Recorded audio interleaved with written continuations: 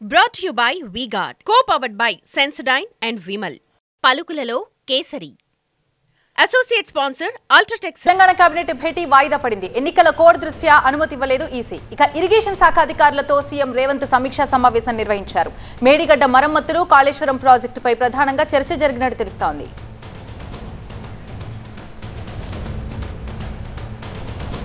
మరింత సమాచారం మా సీనియర్ కరెస్పాండెంట్ ప్రభాకర్ అందిస్తారు. ప్రభాకర్, ఇరిగేషన్ శాఖ అధికారులతో సీఎం రేవంత్ సమీక్షా సమావేశం నిర్వహించినట్టు తెలుస్తున్నారు. ప్రధానంగా ఏ అంశాలపై చర్చ జరిగింది?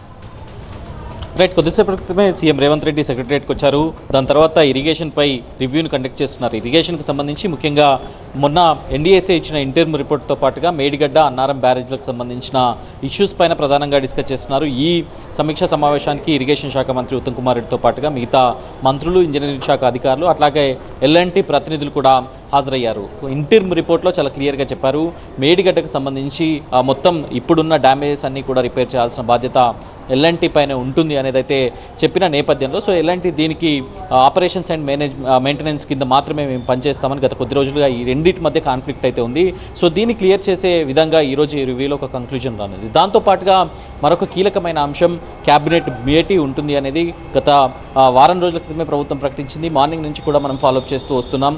క్యాబినెట్ భేటీ ఉండాలి అంటే ఎలక్షన్ కోడ్లో ఉన్నప్పుడు ఎలక్షన్ కమిషన్ అనుమతి కోరాల్సి ఉంటుంది. సో ఆ అనుమతి కోరింది ప్రొసీజర్ ప్రకారమే రాష్ట్ర ప్రభుత్వం. కాకపోతే క్యాబినెట్ భేటీకి ఈసీ అనుమతి రానట్లుగానే తెలుస్తుంది. దీంతో క్యాబినెట్ భేటీని రాష్ట్ర ప్రభుత్వం వాయిదా వేసే ఆలోచనలో ఉంది. సో దీనికోసమే ఉదయం నుంచి కూడా మంత్రులకు సమాచారం ఉంది. ఒకవేళ క్యాబినెట్ భేటీపై ఈసీ అనుమతి వస్తే కనుక అందరూ అందుబాటులో ఉండాలని సీఎంఓ నుంచి కానీ అటు చీఫ్ సెక్రటరీ నుంచి కానీ మిగతా మంత్రులు, శాఖ అధిపతులకు అందరికీ కూడా సమాచారం వెళ్ళింది. కాకపోతే ఇప్పుడు 5 గంటల వరకు అయితే ఇంకా ఈసీ నుంచి అనుమతి రాలేదని సీఎంఓనే అఫీషియల్గా తమ నోట్లో వెల్లడించింది. సో దాంతో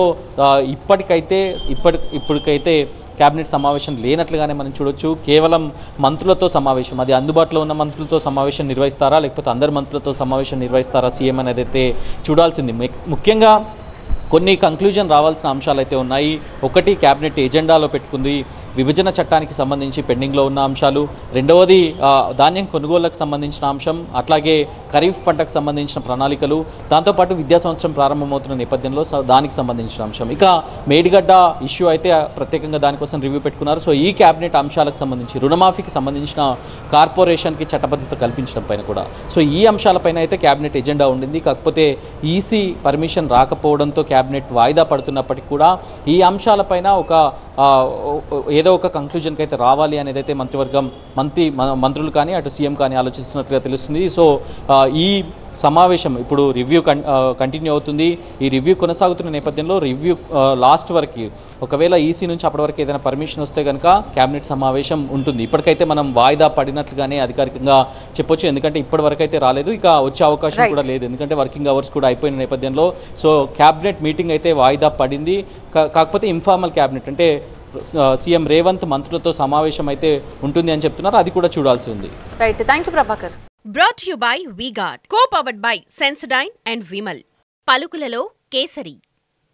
అసోసియేట్ స్పాన్సర్ అల్ట్రాటెక్.